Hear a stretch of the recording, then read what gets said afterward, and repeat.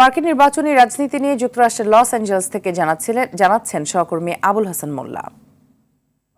যুক্তরাষ্ট্রের প্রেসিডেন্ট নির্বাচনকে কেন্দ্র করে আলোচনা সমালোচনা তর্ক বিতর্কের যুদ্ধের পারদ তুঙ্গে। নির্বাচনকে কেন্দ্র করে নির্বাচনী প্রচারণায় ব্যস্ত রিপাবলিকান এবং ডেমোক্রেটিক পার্টিরা।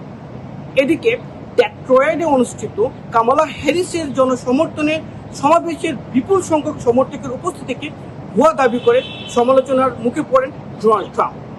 সমাবেশে অংশ নেয়া মিশিগানের সিনেটর ডেভিস টেবন বলেন, ডোনাল্ড ট্রাম্প নিজের উপর আস্থা হারিয়ে উন্মাদের মতো কথা বলছেন। ডোনাল্ড ট্রাম্প তার ব্যক্তিগত সামাজিক যোগাযোগ মাধ্যমে বিমানবন্দরের ছবিটি পোস্ট করে জানান, এটি ভুয়া এবং এআই দ্বারা প্রস্তুতকৃত। এদিকে ডোনাল্ড ট্রাম্প এবং ইলন মাস্কের বহুল প্রতীক্ষিত সাক্ষাৎকারটি সাইবার হামলার শিকার হয়ে 30 মিনিট বিলম্বে প্রচারিত হয়।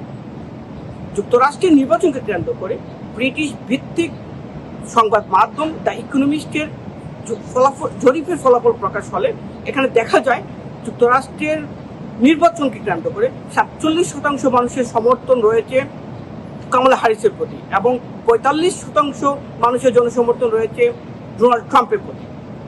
যুক্তরাষ্ট্রের নির্বাচনকে কেন্দ্র করে এই ছিল আমার কাছে সর্বশেষ